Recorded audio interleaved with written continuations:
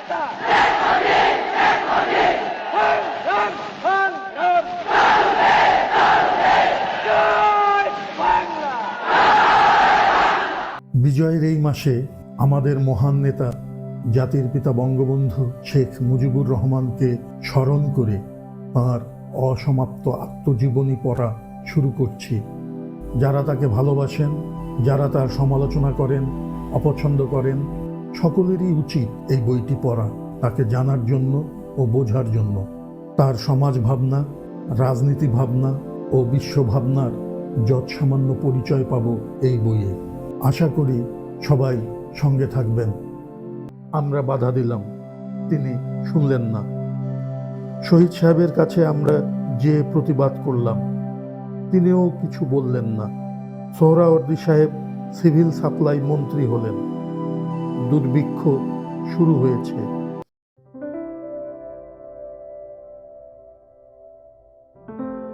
গ্রাম থেকে লাখ লাখ লোক শহরের দিকে ছুটেছে স্ত্রী পুত্রের হাত ধরে। খাবার নাই, কাপড় নাই। ইংরেজ যুদ্ধের জন্য সমস্ত নৌকা বাজেয়াপ্ত করে নিয়েছে। ধান চাল সৈন্যদের খাওয়াবার জন্য গুদাম জব্দ করেছে। যা কিছু ছিল ব্যবসায়ীরা গুদামজাত করেছে। ফলে এক ভয়াবহ অবস্থা সৃষ্টি হয়েছে। ব্যবসায়ীরা 10 টাকা মনের চাউল 40-50 টাকায় বিক্রি করছে। এমন দিন নাই রাস্তায় লোকে মরে পড়ে থাকতে দেখা যায় না। আমরা কয়েকজন ছাত্র শহীদ সাহেবের কাছে যেয়ে বললাম, কিছুতেই জনসাধারণকে বাঁচাতে পারবেন না, মিছিমিছি বদনাম নেবেন? তিনি বললেন, দেখি চেষ্টা করে কিছু করা যায় কিনা। কিছু লোক তো বাঁচাতে চেষ্টা করব। তিনি রাতারাতি বিরাট সিভিল সাপ্লাই ডিপার্টমেন্ট গড়ে তুললেন। কন্ট্রোল দোকান খোলার ব্যবস্থা করলেন। গ্রামে গ্রামে লঙ্গরখানা করার হুকুম দিলেন। দিল্লিতে যে কেন্দ্রীয় সরকারকে ভয়াবহ অবস্থার কথা জানালেন এবং সাহায্য দিতে বললেন। চাল, আটা ও গম বজরাই করে আনতে শুরু করলেন। ইংরেজের কথা হলো, বাংলার মানুষ যদি মরে তো মরুক, যুদ্ধের সাহায্য আগে। যুদ্ধের সরঞ্জাম প্রথম স্থান পাবে। ট্রেনে অস্ত্র যাবে, তারপর যদি জায়গা থাকে তবে রিলিফের খাবার যাবে।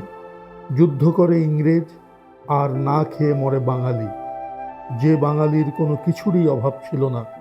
ইস্ট ইন্ডিয়া কোম্পানি যখন বাংলাদেশ দখল করে মির্জাফরের বিশ্বাসঘাতকতায়, তখন বাংলার এত সম্পদ ছিল যে একজন মুর্শিদাবাদের ব্যবসায়ী গোটা বিলাত শহর কিনতে পারত। সেই বাংলাদেশের এই দুরবস্থা চোখে দেখেছি যে মা মরে পড়ে আছে, ছোট বাচ্চা সেই মরা মার দুধ চাটছে। কুকুর ও মানুষ একসাথে ডাস্টবিন থেকে কিছু খাবার জন্য কাড়াকাড়ি করছে। ছেলে মেয়েদের রাস্তায় ফেলে দিয়ে মা কোথায় পালিয়ে গেছে। পেটের দায়ে নিজের ছেলে মেয়েকে বিক্রি করতে চেষ্টা করছে। কেউ কিনতেও রাজি হয় নাই। বাড়ির দুয়ারে এসে চিৎকার করছে, মা বাঁচাও, কিছু খেতে দাও, মরে তো গেলাম, আর পারি না, একটু ফ্যান দাও। এই কথা বলতে বলতে ওই বাড়ির দুয়ারের কাছেই পড়ে মরে গেছে। আমরা কি করব? হোস্টেলে যা বাঁচে দুপুরে ও রাতে বুভুক্ষুদের বসিয়ে ভাগ করে দেই। কিন্তু কি হবে এতে? এই সময় শহীদ সাহেব লঙ্গরখানা খোলার হুকুম দিলেন।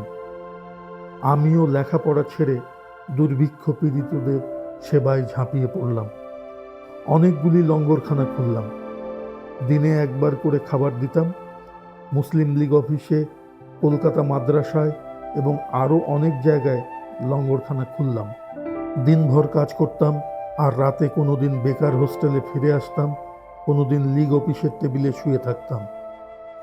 আমার আরও কয়েকজন সহকর্মী ছিলেন, যেমন পিরোজপুরের নুরুদ্দিন আহমেদ, যিনি পরে পূর্ব বাংলার MLA হন।